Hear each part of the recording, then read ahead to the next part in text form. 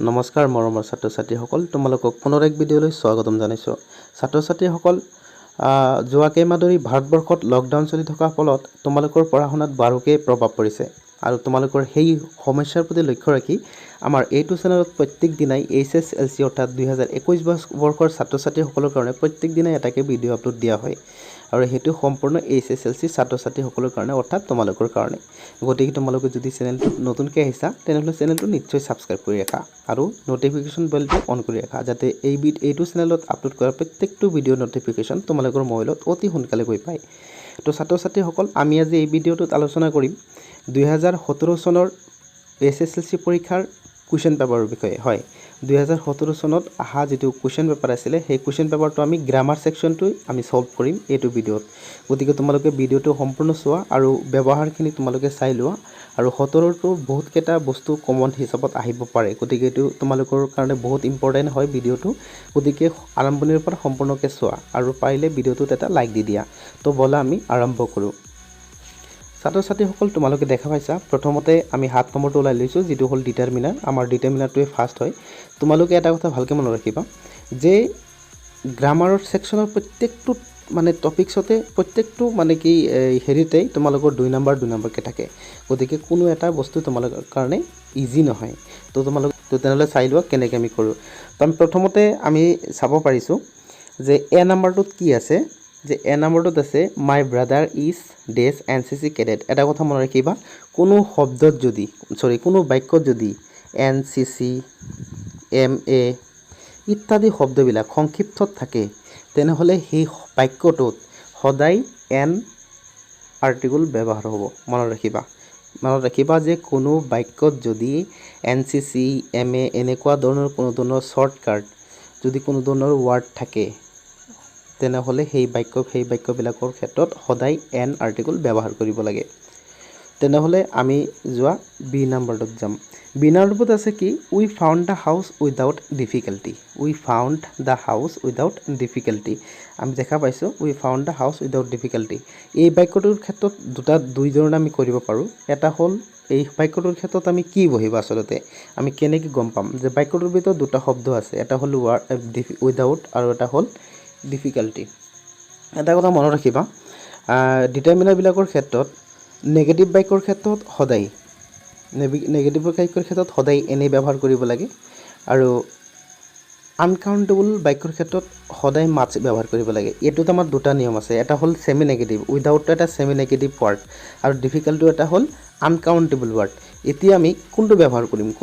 কৰিলে আমাৰ কাৰণে বেটাৰ হ'ব। তো we found the house without difficulty ইয়াতে আমি ব্যৱহাৰ কৰিব লাগিব। যদি আমি ডিফিকাল্টি ধৰিবলৈ যাওঁ তেনেহ'লে আমি মাছ ব্যৱহাৰ কৰিব লাগিব,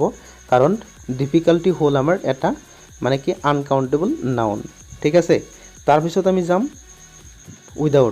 উইদাউটটো এটা ছেমি নেগেটিভ ৱাৰ্ড। যদি ছেমি নেগেটিভ ৱাৰ্ড হয় তেনেহ'লে আমি এনেও ব্যৱহাৰ কৰিব পাৰিম। তেনেহ'লে আমি কি বুজি পালোঁ, এই বাক্যটোত আমি মাছ আৰু এনি দুটাৰ পৰা যিকোনো এটা ব্যৱহাৰ কৰি হৈ যাব। তাৰপিছত আমি যাব লাগিব চি নম্বৰত কি আছে, he has to feed his family with these money he earns. ইয়াৰ ক্ষেত্ৰত আমি ফিউ আৰু লিটুলৰ ব্যৱহাৰ এইটো আহিছে। এতিয়া ফিউ আৰু লিটুলৰ পৰা কোনটো বহিব, ফিউ, দি ফিউ, এ লিটুল, দি লিটুল,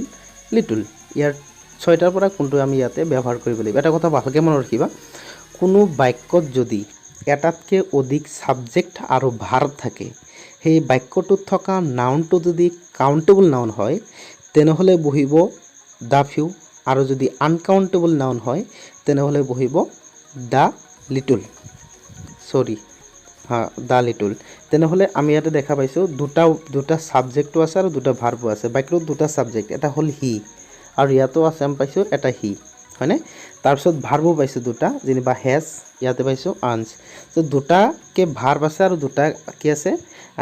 ছাবজেক্ট আছে। সেই ক্ষেত্ৰত আমি কি বুজি পালোঁ, হয় দ্য ফিউ, হয় দ্য লিটল ব্যৱহাৰ কৰিব লাগিব। এতিয়া ইয়াতে আমি চাব লাগিব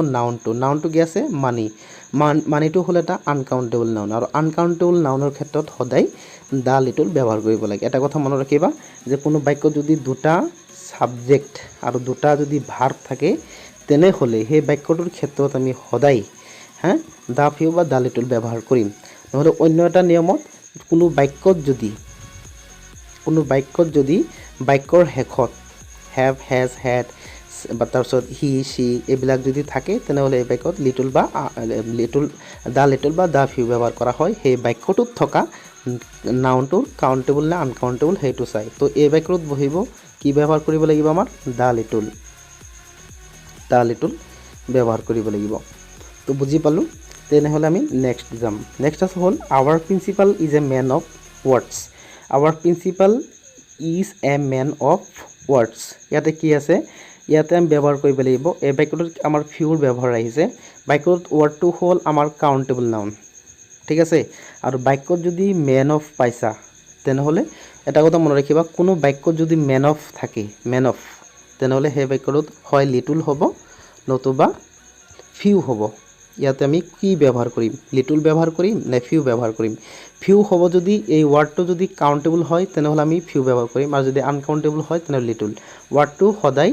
কাউণ্টেবল নাউন গতিকে আমি এই বাক্যটোৰ ক্ষেত্ৰত আমি ব্যৱহাৰ কৰিব লাগিব ফিউ যে কি হ'ল our principal is a man of few words ঠিক আছে তো বুজি পালা তোমালোকে আমাৰ ডিটাৰমিনাৰবিলাক কেনেকৈ ব্যৱহাৰ কৰা হয় প্ৰথমটোত হ'ব আমাৰ এন দ্বিতীয়টোত হ'ব আমাৰ মাছ বা এনি তৃতীয়টোত হ'ব আমাৰ কি হ'ব দ্য লিটল আৰু চতুৰ্থটোত হৈ যাব ফিউ এতিয়া আমি নেক্সটটোত যাম 8 নম্বৰটোত কি 18 নম্বৰত কি আছে fill the blanks with the correct preposition from the choices given in the brackets ইয়াতে ব্ৰেকেটত কিছুমান ৱৰ্ড দিয়া আছে সেই ৱৰ্ডকেইটা তোমালোকৰ খালী ঠাইবিলাকত বহাব লাগে ঠিক আছে এইটো হ'ল প্ৰিপজিশ্যনৰ অলপ হেৰিটো বেলেগ তোমালোকে চাই লোৱা তো আমাৰ এ নাম্বাৰটো কি আছে প্ৰথমতে we go' to school bus in with by ইয়াতে কি বহিব উই গ' টু স্কুল বাছ ইয়াতে চোৱা যদি তুমি স্কুলত যোৱা বাছেৰে গ'লে সদায় বাই প্ৰিপজিশ্যন ব্যৱহাৰ কৰা হ'ব ঠিক আছে মনত ৰাখিবা যদি বাছেৰে যোৱা তেনেহ'লে বাই ট্ৰেইন বাই বাছ তেনেকুৱা ধৰণৰ বাই চাইকেল এনেকুৱা ধৰণৰ ব্যৱহাৰ কৰিব লাগিব বাই তাৰপিছত আহিল আমাৰ বি নাম্বাৰটো I am senior your sister senior to junior to prefer to এইবিলাক শব্দ সদায় টু হ'ব ছিনিয়ৰ জুনিয়ৰ প্ৰিফাৰ এইবিলাকৰ ক্ষেত্ৰত সদায় টু প্ৰিপজিশ্যন ব্যৱহাৰ কৰিব লাগিব টু তাৰপিছত আহা তুমি চি নাম্বাৰটোত the principal presided the meeting in over at ইয়াতে সদায় অভাৰ বহিব মনত ৰাখিবা প্ৰিচাইডেড অভাৰ হেণ্ড অভাৰ এইবিলাকৰ ক্ষেত্ৰত সদায় অভাৰ হয় এই শব্দ প্ৰিচাইডেড থাকিলে প্ৰিচাইডেড অভাৰ মনত ৰাখিবা senior to junior two by bus মনত ৰাখিবা তাৰপিছত আহিল সি এক্সেলছ ডান্সিং এই ক্ষেত্ৰত আমি এক্সেলছ যদি কোনো শব্দত পাওঁ তেনেহ'লে সদায় ইন ব্যৱহাৰ কৰিব লাগে এক্সেলছ ইন ডান্সিং মনত ৰাখিবা তো বুজি পালোঁ আমি এ নাম্বাৰটো we go' to school by bus I am senior to your sister the principal presided over the meeting she excels in dancing মনত ৰাখিবা আমি নেক্সটলৈ যাওঁ তাৰপিছত হ'ল আমাৰ 19 নম্বৰটোত কি আছে rewrite the following sentences putting the verbs in the brackets in correct tense form আমাৰ correct tense কৰিব লাগে বাক্য দুটা তো correct tense আমি কেনেকৈ গম পাম if it rain we shall not go out মনত ৰাখিবা এইটো কণ্ডিশ্যনেল বাক্য হয় কণ্ডিশ্যনেল চেণ্টেন্স if এটা কণ্ডিশ্যনেল হয় ঠিক আছে কোনো বাক্যত যদি if থাকি এটা বাক্য ফিউচাৰ ইনডিফিনিট টেন্স হয় তেনেহ'লে আৰু এটা বাক্য প্ৰেজেণ্ট ইনডিফিনিট টেন্সত লিখিব লাগে মনত ৰাখিবা কোনো বাক্যত যদি ইফ থাকি যদি এটা বাক্য ফিউচাৰ ইনডিফিনিট টেন্সত থাকে তেনেহ'লে বাকী থকা চেণ্টেন্সটো সদায় প্ৰেজেণ্ট ইনডিফিনিট টেন্সত লিখিব লাগে এই বাক্যটোত কি আছে if it rain we shall not go out পিছৰ বাক্যটো কোন টেন্সত আছে ফিউচাৰ ইনডিফিনিট টেন্সত আছে যদি ফিউচাৰ ইনডিফিনিট টেন্সত আছে তেনেহ'লে প্ৰথমটো প্ৰেজেণ্ট ইনডিফিনিট টেন্সত লিখিব লাগিব তেনেহ'লে আমি কেনেকৈ লিখিম যে if it rains it present indefinite টেন্সৰ ক্ষেত্ৰত ছাবজেক্টটো থাৰ্ড পাৰ্চন ছিংগুলাৰ নাম্বাৰ হ'লে ভাৰ্বৰ লগত এটা এছ দিব লাগে তো এছ বা ই এছ দিব লাগে এইটো ভাৰ্ব চাই তো আমি ৰেইনৰ লগত এটা এছ দিব লাগিব তেনেহ'লে কেনেকৈ ক'ম আমি if it rains we shall not গ' আউট এইটো হৈ গ'ল আমি আহিছোঁ এতিয়া বি নম্বৰ ফালে বি নম্বৰত কি আছে উই ন' ইচ আদাৰ ফৰ দ্য লাষ্ট 10 years এই বাক্যটো প্ৰেজেণ্ট পাৰফেক্ট টেন্সত লিখিব লাগিব প্ৰেজেণ্ট পাৰফেক্ট টেন্সত এতিয়া আমি কেনেকৈ লিখিম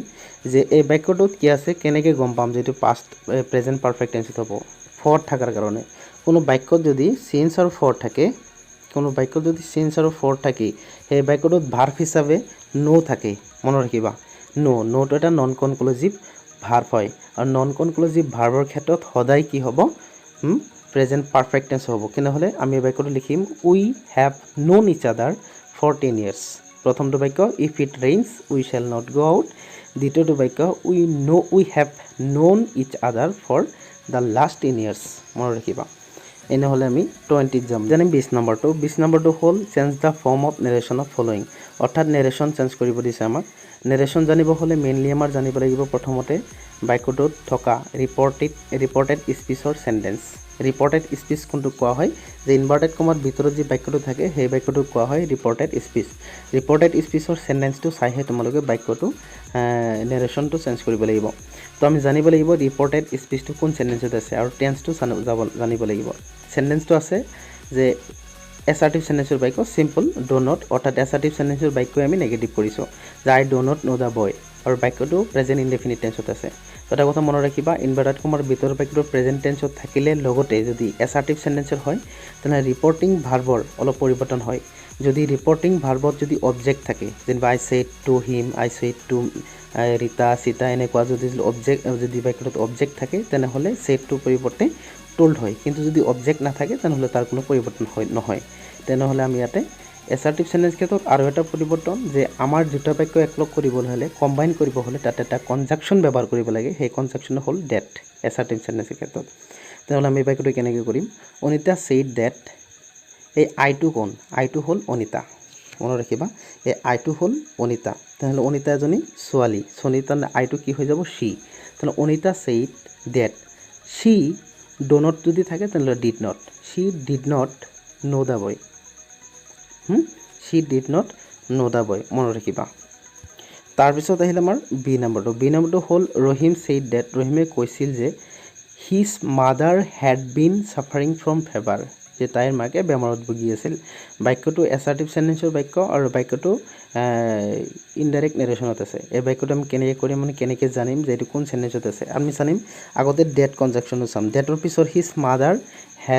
had been suffering from fever তাৰ মাকে বেমাৰত ভুগি আছিল সিম্পল প্ৰেজেন্ট টেন্সৰ বাক্য আৰু এসাৰ্টিভ সেন্টেন্সৰ বাক্য এসাৰ্টিভ সেন্টেন্সৰ বাক্য হল আমি কেনেকৈ লিখিম যে ৰহিম said এটো হল ৰিপৰ্টিং ভাৰ্ব তাৰ পিছত কমা উদ্ধকমাৰ ভিতৰত লিখিব লাগিব যে my mother has been suffering from fever বুজি পাইছা my mother has been suffering from fever Rahim said my mother has been suffering from fever তো মৰমৰ ছাত্ৰ-ছাত্ৰীসকল তোমালোকে আশা কৰো বুজি পালা আমি কেইটামান তিনিটা বস্তু আমি চালো এটা হল নেৰেশ্যন এটা হল প্ৰিপজিশন আৰু এটা হল কাৰেক্ট টেন্স আৰু এটা হল ডিটাৰমিনাৰ এইকেইটা আজি চালো তো আমি বিশেষ ইয়াৰ পিছত আৰু ভিডিও লৈ আহিম হেবিলাকত পুনৰ কেটা আলোচনা কৰিম তো আজিৰ কাৰণে এইখিনিয়ে থাকিল আশা কৰো তোমালোকৰ ভাল লাগিলে চেনেলটো নিশ্চয় সাবস্ক্ৰাইব কৰি ভিডিওটো লাইক দি দিবা তেতিয়ালৈকে মই হিচাক নতুন ভিডিও লৈ তেতিয়ালৈকে ঘৰতে থাকা ভালকে পঢ়া সুখত থাকা ধন্যবাদ